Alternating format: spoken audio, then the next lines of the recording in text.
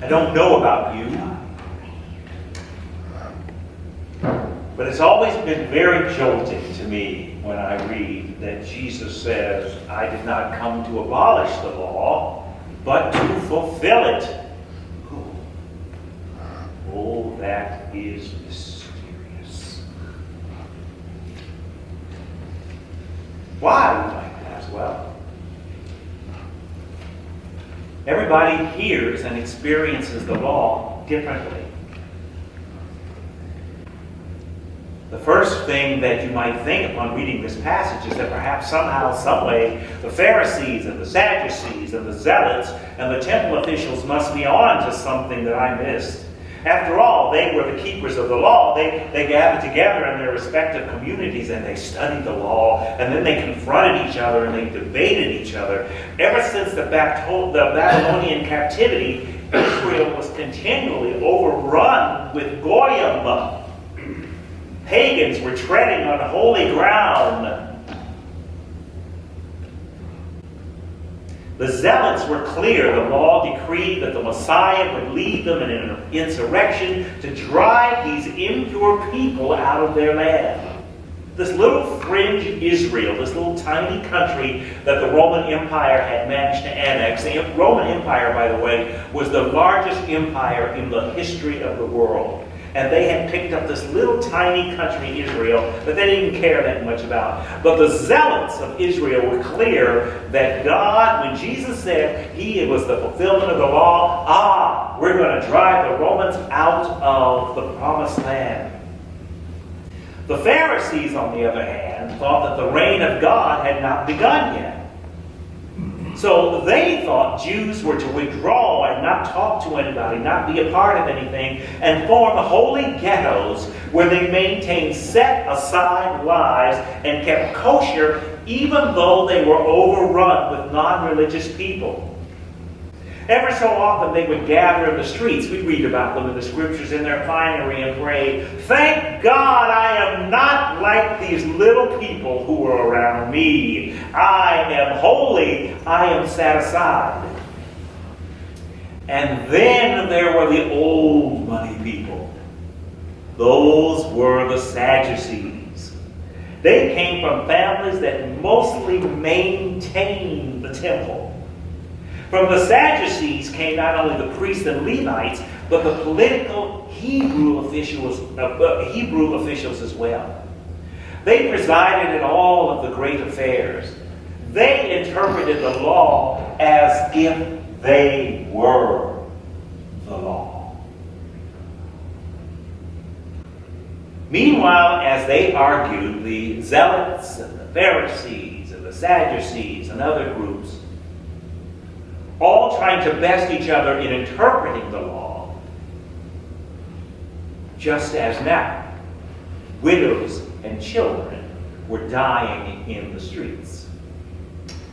So when this Jesus says, "I have come not to abolish the law, but to fulfill it," the Zealots and the Pharisees and the Sadducees each heard a different thing. And how could the poor and downtrodden not also have been thinking, "Oh, the law? Nothing's going to change for us. We have no hope." But here is something that you and I know from our own experience. The law is liquid. Laws that seem so plain and so final still have to be explained. This week's laws that were enacted saying that a hold was put on immigrants coming to America. But as you know, that law is still being examined, qualified, implemented. Who is affected? Where is that law valid? There are other laws in our lives that have to be debated and changed all of the time. Because U.S. states have sovereignty, there are things that vary from state to state. For instance, I'm a minister. I'm a licensed minister in the state of California. I have to keep that license up. Attorneys and judges constantly debate the law. The law is liquid. For many years, marriage varied from state to state. Are we married in this state, or are we not married? Will we be able to collect benefits and live on each other's, the things that we have accumulated in the state, or do we have to move? Married couples of different races, or until very lately of the same sex, were not able to claim the benefits of insurance or living together, varying from state to state. Their, or should I say, our lives were in danger for being who we were and therefore breaking the law. The law is liquid. The law is constantly debated. No one fully understands it. So when Jesus says, I have come to fulfill the law, that didn't clear anything up. Perhaps that is why Jesus, in this towering Sermon on the Mount, before he gets to his part about him being the fulfillment of the law, said, but you are the salt of the earth.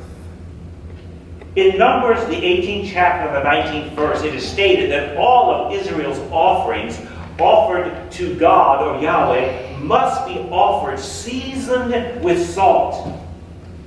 The ordinance in the Mishpat explains that all of Israel's sons and daughters are to engage in an eternal covenant of salt with God when offering their personal sacrifices. The term covenant of salt is indicative of the everlasting nature of the relationship between the Jews, the chosen people, the children of salt, you and I, and God. When we hear the term salt, the understanding is that no matter how things look, who seems to be in charge, who seems to be making the laws, the thing God addresses are eternal, enduring and never changing, and abiding forever. You and I are the salt of the earth, Jesus says. So whatever is happening all around you and to you, don't lose your saltiness.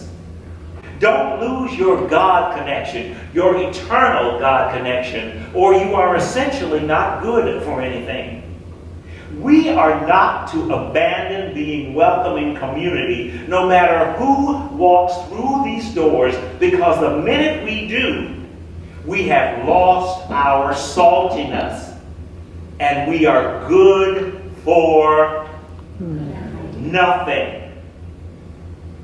During the Great American Migration of the 20th century, when people were moving from rural areas to the city, my mother tells me that she never remembers a time growing up when somebody's brother or cousin wasn't staying in their home. Now, my grandparents were fortunate enough to own a home, but they already had 6 children, so you know it was tight.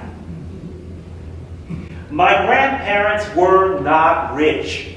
They worked as domestics. They cleaned and cooked and gardened for other people. They worked for European Americans as their servants. But my grandmother was an amazing cook. I still remember eating 10 of her biscuits that she would make from scratch and still having room for more. And though my mother and my aunt were amazing cooks, they never got that recipe right and went to glory with my grandmother. Nobody in her family went to bed left out or hungry, ever. But more important than my grandmother's cooking, people like my grandmother and your grandmothers were clear that their job was to use all of their powers to get their families and other people's families, because the children they loved, they raised, they loved too, from childhood to self-sustaining adulthood, no matter what the situation, no matter what the ruling, no matter what the edict. They didn't just use salt. They were the salt that seasoned and got us through to this day, no matter what the law seemed to be saying. And then, of course, Jesus went on to say, salt, salt, salt. You are the light of the world. Well, what does Jesus mean? We already have a perfectly good son. Well, perhaps Jesus was borrowing from the 40th chapter of Isaiah when the prophet said, "Oh, you who tells good tidings to God's people, get up, to a high mountain and shout to everyone that the glory of the Lord is revealed, not secretly in the dead of night, but on a bright, beautiful day where everybody can see you. Draw attention to yourself and tell the world that in a world that may seem dark, murky, and hopeless, there is bright hope, and that bright hope is me and you.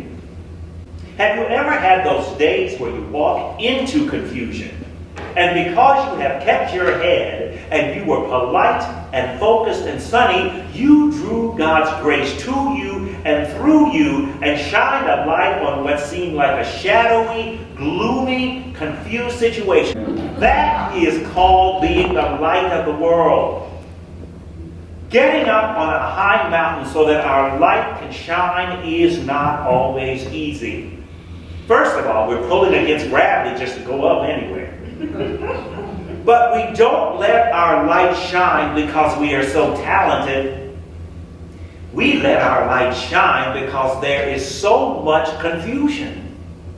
By virtue of our covenant with God, we are imbued with eternity in our saltiness. Being assured of this, we are to be clear about who we are, who God is in our lives, and what, as agents of welcome, we look like. There was a time when certain words used to hurt people and could stop them in their tracks. And bullies control the world. You're fat. You're old. You're short. You're ugly. You're pasty. You're too dark.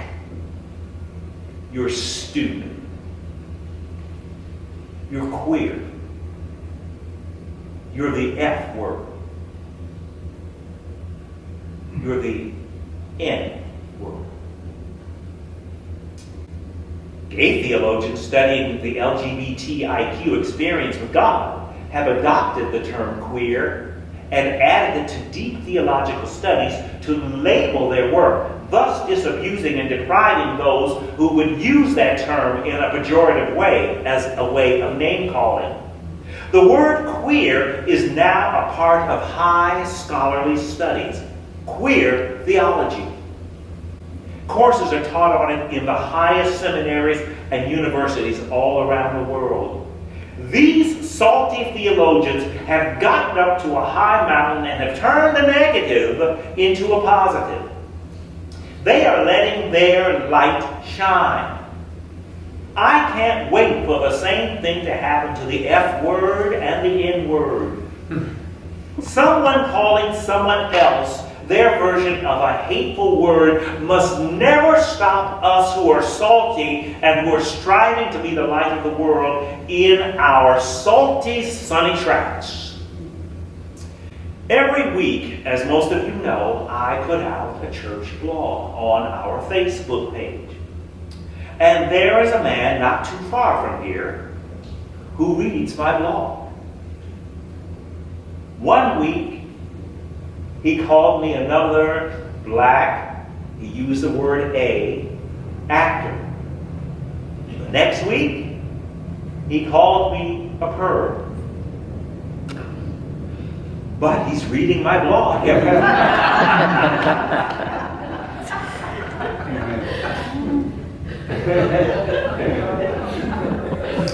My prayer for him is that I will remember my salty covenant with God to minister to him, and that somehow God's light will shine through me, shine through this church, to change his heart and the hearts of others like him. Amen? Amen. Amen. We're not worried about what people call us. We need to be worried about what we think about them. It is on those thoughts that our salvation depends. God, help me get outside of my fears and be salty and shiny for the good of all creation. Because of my courage,